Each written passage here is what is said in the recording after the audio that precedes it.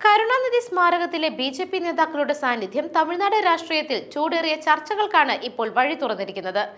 BJP. ഡി.എം.കെ രഹസ്യബന്ധമെന്ന ആക്ഷേപം അണ്ണാ ഡി.എം.കെ ശക്തമാക്കുമ്പോൾ ആശയപരമായ ഭിന്നത നിലനിൽക്കുന്നുവെന്നാണ് സ്റ്റാലിന്റെ വാദം. അതേസമയം കോൺഗ്രസിന്റെ സഖ്യകക്ഷികളെ ലക്ഷ്യം വെക്കുന്ന ബി.ജെ.പി. തന്ത്രം പ്രകടമാണ്. ഒരു മാസത്തിനകം 6 ഡസൻ ഡി.എം.കെ നേതാക്കൾ ജയിലിലാകുമെന്ന് ബി.ജെ.പി. നേതാവ് എച്ച് രാജ വെല്ലുവിളിച്ചിട്ട് 14 മാസമായി.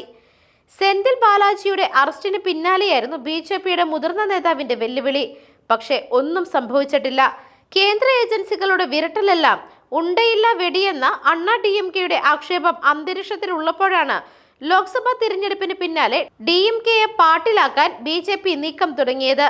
ഡി.എം.കെ നേതാവ് ടി.ആർ. ബാലുവിന് ഡെപ്യൂട്ടി സ്പീക്കർ പദവി വാഗ്ദാനം ചെയ്തത് ഇന്ത്യ സഖ്യത്തിൽ ആശയക്കുഴപ്പമുണ്ടാക്കാൻ മാത്രമായിരുന്നില്ല. വാജ്പേയി മന്ത്രിസഭയുടെ ഭാഗമായിരുന്ന ഡി.എം.കെ തങ്ങളുടെ സ്വാഭാവിക സഖ്യ കക്ഷിയെന്ന് പല ബി.ജെ.പി. ദേശീയ നേതാക്കളും അടക്കം പറയുന്നുമുണ്ട്. ആപത്ത് കാലത്തേക്ക് ഒരു നിക്ഷേപമായി ഡി.എം.കെയെ കരുതി വെക്കണമെന്ന വാദം ബി.ജെ.പിക്കുള്ളിൽ ഉയരുമ്പോഴാണ് കരുണാനിധി സ്മാരകത്തിലേക്ക് രാജ്നാഥ് സിംഗ് അടക്കം നേതാക്കളുടെ സന്ദർശനം. ആർ.എസ്.എസിനെതിരെ ആശയ പോരാട്ടം നടത്തുന്നുവെന്ന് എപ്പോഴും പറയുന്ന സ്റ്റാലിൻ വളരെ പെട്ടെന്ന് തന്നെ ബി.ജെ.പി. പാളയത്തിൽ എത്തുമെന്ന് ആരും കരുതുന്നില്ല. സംസ്ഥാനത്തെ പല കോൺഗ്രസ് നേതാക്കളും അടുത്ത നാളുകളിൽ ഡി.എം.കെയ്ക്കെതിരെ മുനവെച്ച് സംസാരിക്കുന്നുണ്ട് എങ്കിലും രാഹുൽ ഗാന്ധിയുമായി സ്റ്റാലിന് നല്ല ബന്ധമാണുള്ളത്. എന്നാൽ രാഷ്ട്രീയത്തിലെ സാധ്യതകൾ ഉപയോഗിക്കുന്നതിൽ ദ്രാവിഡ പാർട്ടിക്കുള്ള മെയ്വഴക്കം പരിചിതമായ രാഷ്ട്രീയ വിദ്യാർത്ഥികൾക്ക് കരുണാനിധി സ്മാരകത്തിലെ ദൃശ്യങ്ങളിൽ കൗതുകം തോന്നുക സ്വാഭാവികമായിരിക്കും.